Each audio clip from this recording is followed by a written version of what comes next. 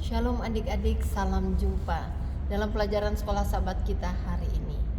Dan bersyukur kepada Tuhan untuk kasih sayangnya dan pemberian terbesar yaitu Yesus untuk keselamatan jiwa kita.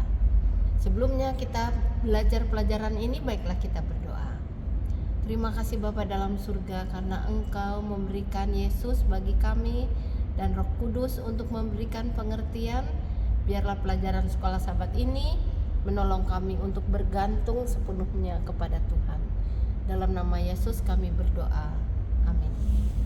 Adik-adik, pelajaran sekolah sahabat kita pada hari ini berjudul Menang dan Kalah.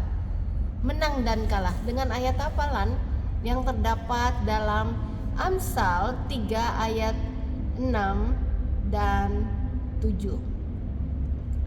Akuilah dia dalam segala lakumu, maka ia akan meluruskan jalanmu. Jangan engkau menganggap dirimu sendiri bijak. Takutlah akan Tuhan dan jauhilah kejahatan. Jadi adik-adik, akuilah Tuhan dalam segala laku kita. Ia akan memberikan kepada kita apa yang kita inginkan. Perjalanan bangsa Israel sudah tiba di seberang sungai Yordan. Sekarang mereka menghadapi kota Jericho yang kokoh. Seakan-akan tidak ada yang dapat mengalahkan.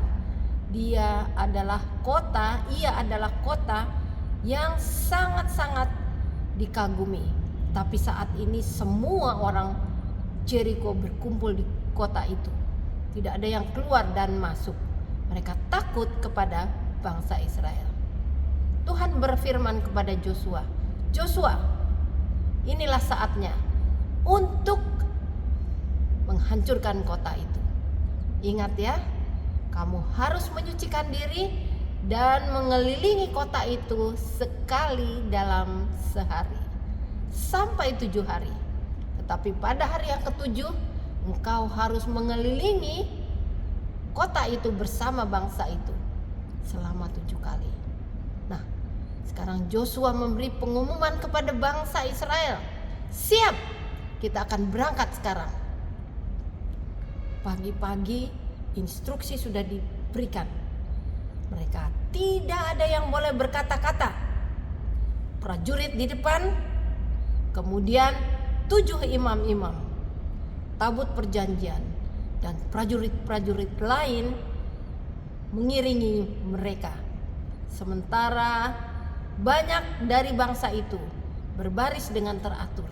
Tidak ada yang berbicara. Hari itu mereka berjalan dengan posisi seperti tadi. Prajurit, imam-imam 7 orang, tabut perjanjian, dan tentara-tentara yang lain. Derap langkah mereka dengan tiupan sangkakala atau nafiri atau trompet. Mereka berjalan. Bangsa-bangsa yang ada di sekitar itu heran. Tapi mereka bilang, kok cuma sekali? Tidak ada masalah. Hari kedua sama. 3, 4, 5, 6 mengelilingi sekali saja. Derap langkah mereka dan bunyi nafiri. Tetapi pada hari yang ke-7 berbeda. Mereka tidak pulang. Penjaga-penjaga itu pun merasa heran. Sudah ada instruksi dari Joshua. Kalau sekiranya ada trompet dengan suara panjang, saat itulah kalian harus berteriak. Benar. Keliling yang ke-7. Bunyi sangkakala ditiup dengan kencang. Semua berteriak dengan suara besar. Runtuh kota itu. Dan setiap orang yang menghadap kota itu pergi menyerang di segala sudut. Semua harus dibunuh. Binatang, manusia, kecil dan besar harus dibunuh.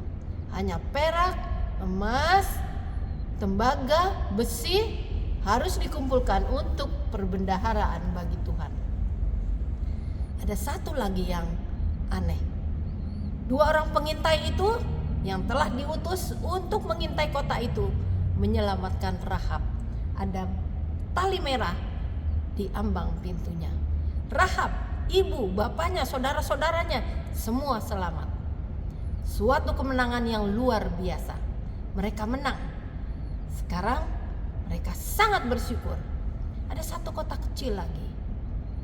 Tanpa meminta nasihat Tuhan, Joshua mengirimkan 3.000 orang. Mereka pikir hanya gampang-gampang aja.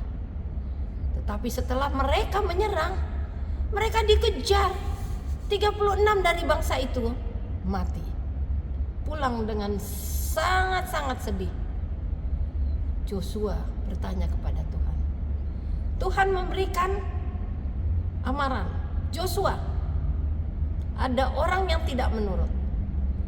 Dia harus dihukum. Dan di antara mereka memang ada yang telah mencuri pakaian dan emas perak. Disembunyikannya di dalam atau di dalam tanah di kemahnya. Tidak menurut. Satu orang tidak menurut, semua bangsa kena akibatnya. Lalu apa yang terjadi? Sekarang setelah kalian menyucikan diri, kalian akan menang. Kali ini Joshua membuat suatu strategi yang benar-benar dari Tuhan. 5.000 orang menghadap kota itu. Tetapi di belakangnya 25.000 orang yang lain, 30.000 semuanya dengan satu pesan. Kalau bangsa Ai mengejar sampai jauh, ingat, aku akan perintahkan kalian menghancurkan kota itu. Adik-adik tahu? Benar. Kota Ai dikalahkan. Ada satu petunjuk yang harus diikuti. Kalau kita menurut, Tuhan akan memberkati. Jadi adik-adik, biarlah kita dalam kehidupan kita menurut firman Tuhan. Ada kemenangan yang Tuhan akan berikan. Jangan sembunyikan dosa di dalam kehidupan kita. Itu akan menghalangi hidup kita untuk kemenangan. Marilah kita berdoa. Terima kasih Yesus karena Engkau telah memberikan nasihat bagi kami untuk setia dan menurut kepada Tuhan. Hanya ada berkat dalam penurutan. Kiranya Roh Suci menolong kami untuk setia kepada Tuhan dan memberi kemampuan bagi kami untuk melakukan kehendak-Mu. Dalam nama Yesus kami berdoa. Amin. Adik-adik, sampai di sini. Salam jumpa.